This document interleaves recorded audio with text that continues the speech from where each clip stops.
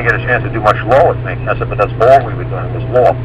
Yeah. But he doesn't understand law isn't like code and isn't talking about the Constitution. And talking about statute. Law is just, what is right and what is wrong.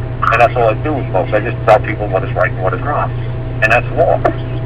It's like I said, 18, Sprint. Not Sprint. Usenet. If you listen to the very first 5 minutes of the show, they were trying to settle with me. I don't know if you heard it. Did you hear them trying to settle with me? Yeah, they tried to settle with me because they said, well, corporate policy says we could only reimburse you 2 months. And I said, you know, ma'am, and I know, man, it's been almost a year and a half. So they said, well, we can't do more than 15 because that's our policy. The only problem is the lady came back 30 minutes later and said, okay, we'll give you 4 months. Then I said to the lady, well, the only problem is I'm going to get the installation company to testify in court that they were here back in July of 2012. So that's like 14, 15 months.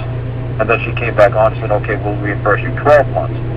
So if anybody knows law, like I've been spinning and talking about for almost a freaking year now, anytime you modify, you're admitting guilt.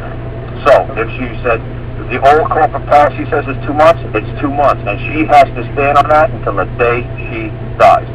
Then all of a sudden she came back with another offer of 4 months. She had to stand on a 2-month offer, so that obviously proved that the 2-month offer was fraud, was a lie. Because then she said 4 months. Then she came back 20 minutes later and said, well, we'll give you 12 months, which was $960 back they'll pay me. And right there, that shows 3 times that she committed fraud. So, right there, man, that's horrible. When you tell people all you believe that you're liable for is 2 months, that's it. 2 months. You come back and say, okay, well, maybe we'll give you 4 months. Okay, maybe we'll give you 12 months. That proves my case beyond a shadow of a doubt, the whole entire world. Because she modified the claim. Hey, Carl, I heard her change her mind twice. Yeah, you can't do that. You can do that if you're lawyers. You can do that if you're settlement negotiators. That's what almost every single attorney is. Like when you have a tort claim. Tort claim attorneys, what they basically do is they try to settle, like my sister, 1.2 million, they negotiate settlements. When we went to talk to the big, huge law firm down here in Virginia, it's like the biggest freaking firm down here. They got like this big Greek Coliseum-looking building with all this leather fancy furniture. And when I started talking to them, they said to my sister, said, honestly, my sister's name's Miss Garner, we can't keep up with your brother. And I said to her, I said, tell her why you can't keep up with me. And they said, we don't do law, we don't practice law. So the attorneys and the lawyers flat out said, we don't practice law, we don't do law. We negotiate settlements. What Karl was doing is law. What we do is negotiate settlements. So I said to my sister, I said, now, do you understand it? She says, oh my God, this is all fraud. This is all bullshit. I said, there you go. It's all what you believe. And if you don't believe it, it's fraud. If you do believe it, it's true. It's all fraud or it's all true. What do you believe? What do you wish to believe today? Do you believe it's fraud? Or until you heard those men say that to my sister, I said, you believe it was all true? She said, yes, I thought it was all true. I said, now you see it's bullshit, it's all fraud. She said, yes, it's all fraud. There you go. That's your new truism. That's your new belief. There you go. You woke up. Now you see something else. There you go. It's a learning process. There's nothing wrong with it. There's nothing wrong thinking at one time you believed in Santa Claus or legalese. There's nothing wrong with that. And then you wake up and say, oh my God, this is all bullshit. Yay! Thank you. Another one woke up. Now you see it. Yes. Okay. Because they said we hire people like your brother to go into court and act out our claim. So he said, right, your brother will be the one who will say, if the gloves don't fit, you must acquit.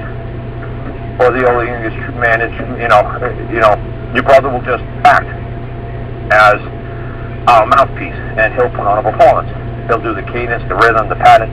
He'll do the tap dancing. He'll put on a performance to try to sway the jury, the judges, that our case has merit, if it has to go before a jury. Which almost every attorney just wants to settle before it goes before a jury, because they don't really know how good of a performer they are. Or to pay for a performer like Karl is going to cost a lot of money.